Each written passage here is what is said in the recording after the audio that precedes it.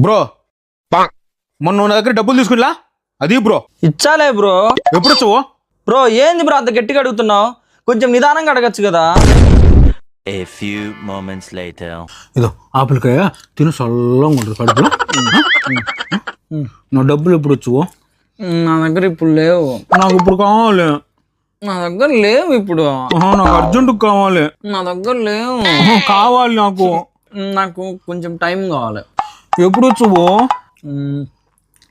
రేపు, ఎల్లుండి, వారం, నెల, ఒక సంవత్సరానికి ఇచ్చా. సంవత్సరమా?